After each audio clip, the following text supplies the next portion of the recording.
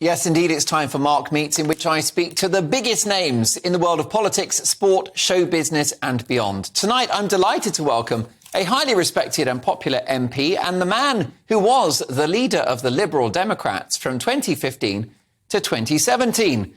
Tim Farron currently serves as the Lib Dem spokesman for housing, communities and local government and food and rural affairs, and he is the Member of Parliament for Westmoreland and Lonsdale. Tim, welcome to the show. Mark, you're right. The biggest names. Thanks for having me. Absolutely. Listen, former leader of the party, and that must have been a wonderful high point in your career, a great privilege.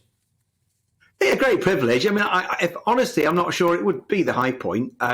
In one sense, I guess if you join a party at 16, to go on and lead it is your kind of ultimate ambition. And even as a very enthusiastic 16-year-old, I knew I wasn't making an enormously powerful career move to join the Liberals. So I don't suppose I ever expected I'd be, a minister or prime minister or anything like that.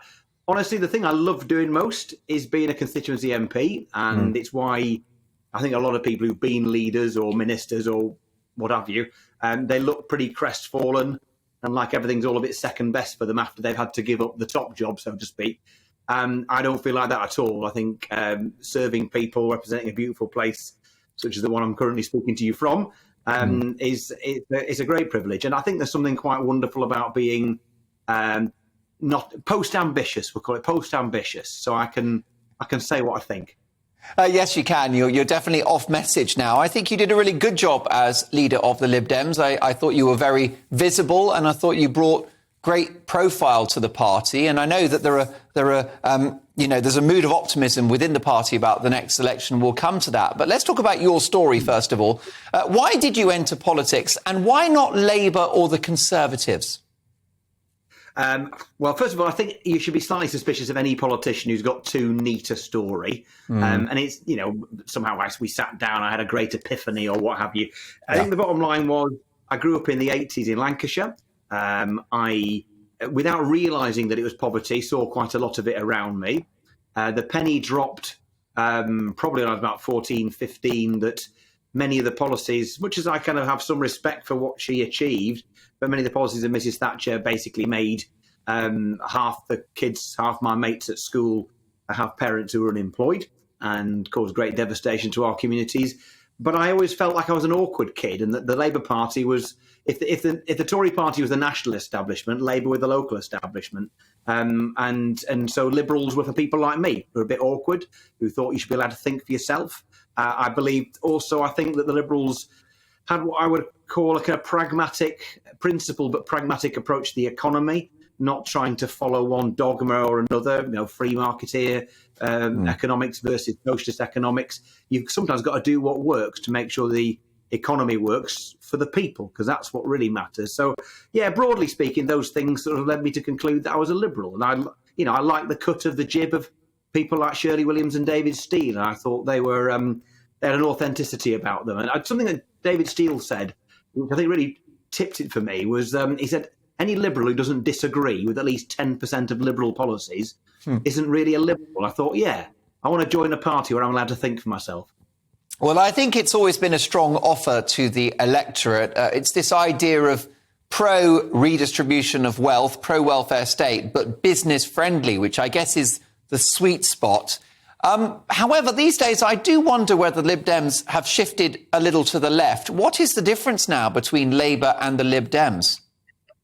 Well, lots of things, one of which you've just put your finger on. I don't think the Labour Party really gets business. When it talks about business, it feels like it's got to qualify it and talk about good capitalism and what have you. Well, of course, we're against people who behave badly in the marketplace and people who abuse their power. And that's why a genuinely free market has to have a referee. That's the role of the state, to make sure there is fairness and people don't abuse the position they've got. That's what led to the crash in 2007, 2008, which I think we're still suffering the consequences of.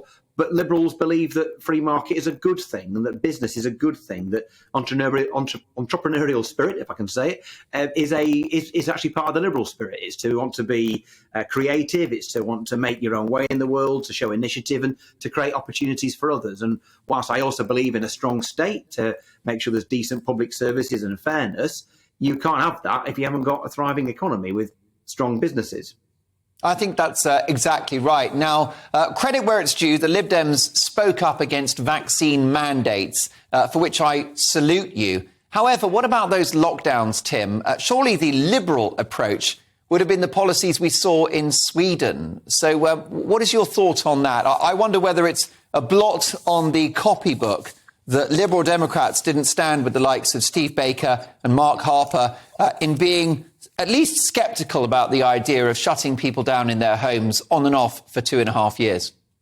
Yeah, I mean, sceptical is the right thing, but I think you've also got to look at the balance of evidence in front of you. And I think looking back too, it was absolutely the right thing to take those kind of measures. My worry is, and one of the reasons why Liberal Democrats voted against often the continuation of those COVID laws was because my worry is that doing something necessary, and I actually think on balance it was necessary at the early part of the pandemic. Nevertheless, you can then create, let's be honest, politicians, if they're not careful, if we're not careful, get a little bit too comfortable having draconian powers. For example, we had ID cards during the war. I kind of just about accept that there was a need for them. The fact we still had them well into the 1950s is a reminder that politicians don't like letting go of the controls they've got. And a good Liberal should be sceptical about all people who want to hold power and do hold power, including ourselves. The clock's against us, but I'd love to ask you, Tim, how has your faith shaped your politics and your life? Well, I mean, it's the most important decision I've made. I mean, obviously, we can get into the deep theology of whether it was my decision or whether faith itself is a grace from God. But I think to understand that I am not my own and that I owe an account to an almighty creator, that's very, very countercultural. And I think also that I believe that all human beings are forgivable is also deeply countercultural. And I think in this very angry society that we live in today, where there appears to be no room for forgiveness for anybody, for anything. And so I think that obviously affects how I look at my politics, but it also means I believe every single human being made in the image of God has ultimate dignity. You know, the most awesome thing you see through the James Webb telescope, and it is awesome, all the stuff in the universe, not one of those things you see out there is as awesome and as important as you, Mark. Because you're made in the image of God, and therefore you hold huge dignity, and every single person does, whether we like them or not. And that hopefully means that you will understand that you've got to treat them fairly and care for them, irrespective of their opinions. That's a wonderful sentiment, and I echo it wholeheartedly. We'll have to go rapid fire, or I'll get in huge trouble with Christina, producer Christina, who, let me tell you, is quite illiberal when she wants to be. So can we power through a couple of issues? First of all, I understand the Lib Dems want to introduce a legal regulated market for cannabis. Do you agree with this stance? Yeah, I do broadly. I mean, I'm not a libertarian when it comes to drugs. I do think that all liberals should be concerned about anything that robs you of your liberty. An addiction robs you of your liberty. So I'm not a libertarian. I don't think drugs are fine and do no harm. I think they do enormous harm. But I also think the current laws are massively counterproductive. OK, and what about Brexit? It's time now, isn't it, Tim, for the Lib Dems to move on from Brexit, to accept the result and to make a success of it? I think we're the last people talking about it. I see the Conservative Party constantly banging on about Brexit benefits. We're just trying to concentrate how you might run the country better. My worry is what the government wants to do is talk about Brexit, because that's last year's war or yesterday's war, because they can't win the current one. They can't win the battle for hearts and minds over whether and how you can run the economy. Tim, you're a man of honour. You're a man of your word. If there's another coalition government, of course it has happened in 2010, can you promise that a Lib Dem coalition would not reverse Brexit? I very much doubt that will happen in the near future. My prediction is that within the next 20 years, the UK will probably be back in the European Union, unless the EU has changed so dramatically that the UK, even people like me, would choose not to join it. So we'll wait and see. But no, I'm fairly confident that the economic realities of the damage we've done to ourselves means we will edge closer and closer to Europe. But I can't see us rejoin the EU for at least 10 years, probably more. Tim, lovely to meet you for the first time. Do join us again in the near future. Former Lib Dem leader and now a proud constituency MP, Tim Farron. Thanks, Tim.